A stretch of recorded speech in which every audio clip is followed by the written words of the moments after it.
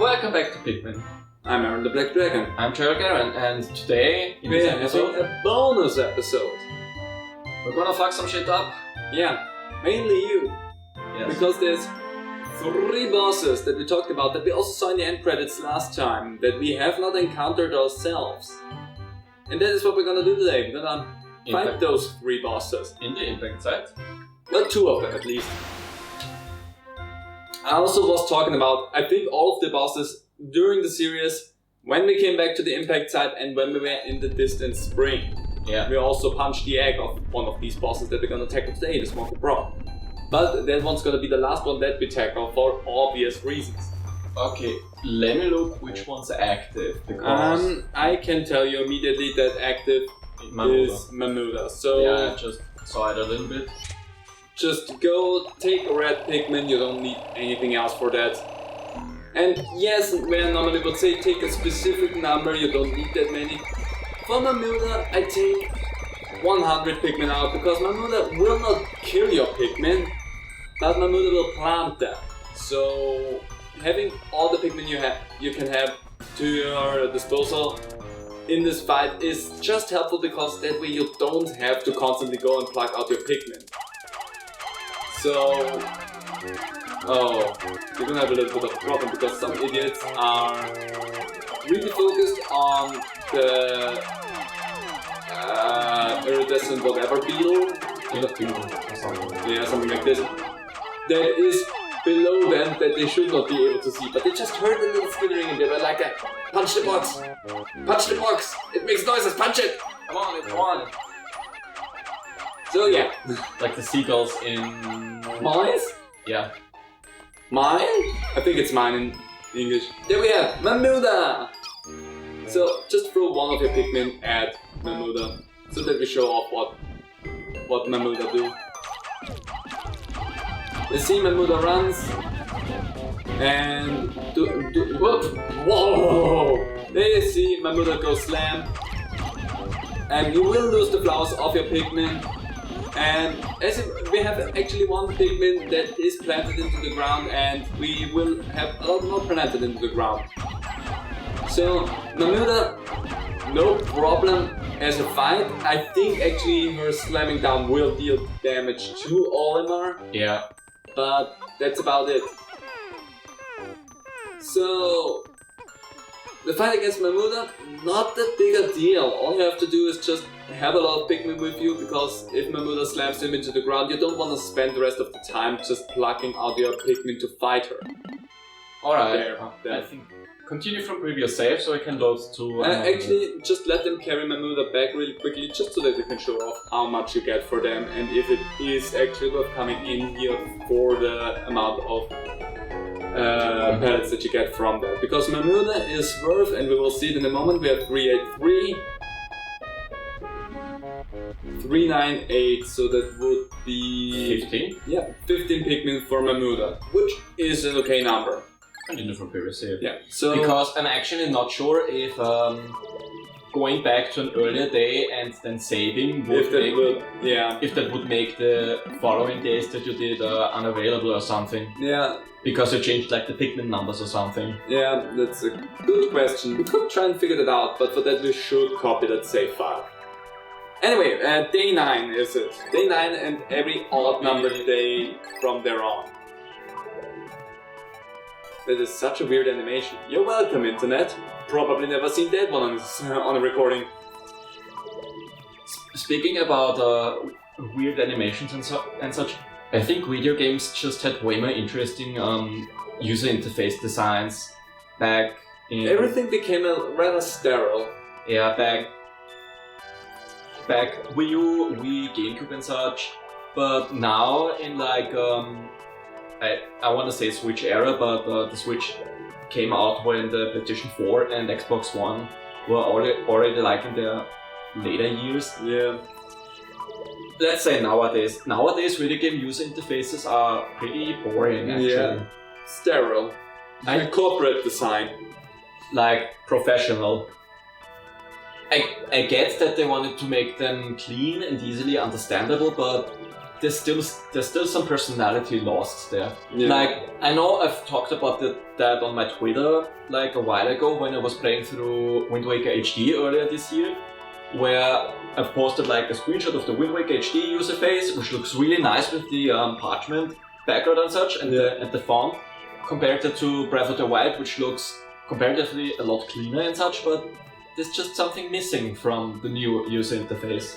Yeah. Which I think is just generally a thing that's in most big video games nowadays, which is a shame. Yeah. Anyway, day 9. Day 9. We're gonna see you back in the impact side. Alright, I know which Pikmin are definitely needed for Ghoulix. Yeah. It's the yellow ones! 100%. The only time that the yellow Pikmin are good for anything. So, Ghoulix is an interesting fight. And I'm curious to see if you know how to fight Ghoulix actually. Bold of you to assume that I know anything. No, but I think it has like a weak point. Yes, that is correct. But that's not the questionable thing here. I'm just gonna let you do your thing here. The reason why we're taking blue Pikmin is because Ghoulix is... It's a water thing. It's a water droplet, essentially. So... Yeah... Where did you come from, blue Pikmin? I was at the toilet and you just walked away without me. I was also in the bathroom, I mean, what the heck? Did you guys have a gangbang in the toilet or what was happening there? You don't know what that means, we come from an onion. Welcome to quality Pikmin content. That's what you've all been waiting for, right? Clearly. Okay, but really, what the fuck is this? There we go. I think they were after the beetle. No, they couldn't have been after the beetle because the beetle was behind you. Anyway! All of a sudden there were so many more Pikmin. There it is! Oh, Ghoulix. there it is. I think the pulsating thing is the weak spot. Take it. All you have to do is throw Pikmin.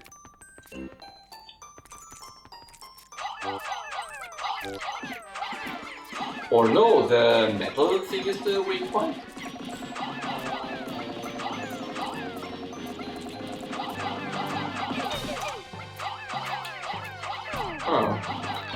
Oh. Yeah, you're not immune. Okay, let me fill you in. What you wanna do is throw Pikmin onto the metal ball in the background and then draw Ghoulix towards you. Throw Pikmin onto the pulsating brain-like thing. Tada! Okay. What you wanna have from Ghoulix is the compression. That is how you deal damage to Ghoulix. The like pearl-like thing inside of it is what needs to be snapped together with its brain essentially, and that deals the damage.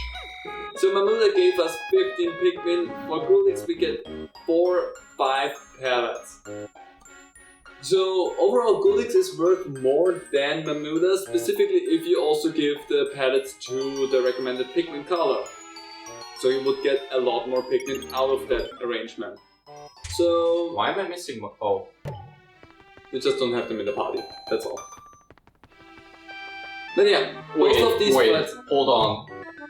It says 99 out of 1? Yeah, that one's in the party. Oh. We did not have the counter glitch again. We had that once. Once was enough. Yeah. But yeah, anyway, you can decide which one you think is worth more. With Mammoda you have a guaranteed 15 for your Pikmin. With Ghoulix, you can potentially, you get guaranteed more than the 15, but you can get potentially more for a certain color of Pikmin. So, depending on what you feel like, you can go into the impact side and have a fight with whatever you want. That said, now we're gonna go and fight the thing that will give us guaranteed the most Pikmin no matter what. Okay, yeah. And also, now we know that it actually locks us in. Yeah. If you go back to an earlier day and save, then you can't do the later ones again. Which I expected, so let's erase that. Yeah, I mean we have a copy and I'm just quickly gonna... Oh, no!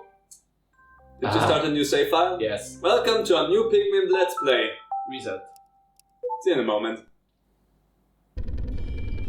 And here we are. Welcome back to the distant spring. Before we did anything in here, it was a little bit of a difficult hustle to find out when we actually jumped the first time into the distant spring.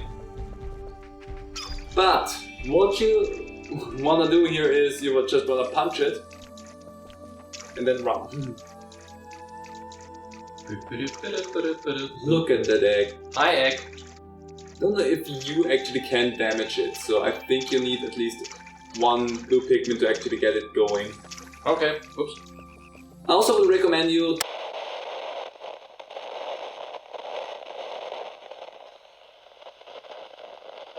draw some of your fighting Pikmin already out so that you don't have to spend time waiting on them to pop out.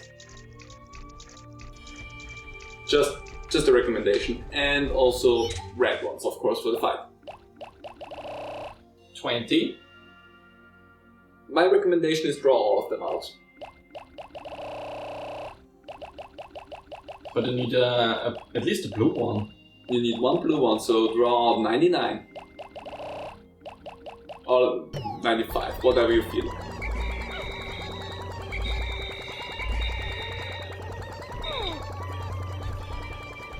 Oh. Yeah, that does sadly not work in this game. Damn it. Now that fight's gonna be interesting with the Puffy Blowhawk being next to us as well. But, I mean... excuse me? Apparently it worked. So the Smoky Frog Can uproot Pikmin. Yeah, not only that. The gas it has is also very poisonous. Yeah. And also that was just an attack what it did. Yep. What did it do?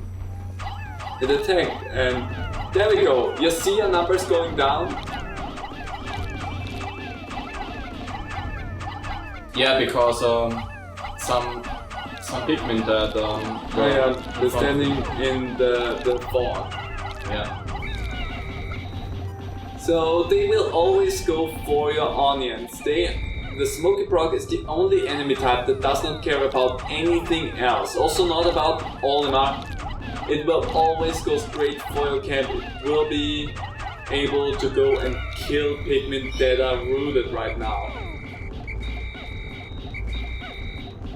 And I think even Pikmin that are inside of the onion could potentially be affected by it. I'm not 100% sure on that No, right because the now. counter didn't go down. It's a warring attack. I think that's not what kills the Pikmin inside. Anyway, there you go. It's interesting. Apparently your punching it worked and we missed the animation of it popping out of the egg, but whatever. As a reward for doing that, we get a golden pearl. The golden pearl is the most worth in the whole game, boosting our Pikmin numbers by, and that will be awkward because there will be a lot coming out as well. But that was a solid 100. Yeah. 100 Pikmin for a golden pearl. And the silver pearl worth 50. You can grow your numbers like crazy if you get all of these things. But that was all of the enemies and bosses in Pikmin 1. I don't think there's anything else really for us to show you in this game. So yeah, that was it, right? Yeah, that was everything. And you did really well with the boss fights there. Smoky Frog just surprise jumped out of there, but... Yeah, because I did the thing with Alim and I was like, hey, hello! Yeah, but... Are you the windfish? Can I come in? No, okay, bye. I'm gonna fuck off now. And then it was something they're like, hello. Hello, I'm the nightmare. But yeah, the Smoky Frog, the super infamous boss fight in Pikmin 1. How dare you? Not as bad of a fight, however. I think it gets way more of a creep factor why it is so infamous than really anything else. Which, I mean, I'm totally down with. Give enemies some extra value because they're just creepy, not because they're difficult. And just because of the ability to kill everything in their sight. That's also a nice little thing. But yeah, that was it. I think the most problems were actually for you with BD Longlegs. Yeah. Because in the end, Emperor Boblex you did really well with. You just had the one hiccup in the final fight where you just lost a few Pikmin, but whatever. Sounds about right, because I already had issues in Pikmin 3 with the long hair. BD Longlegs. With the BD family. Yeah.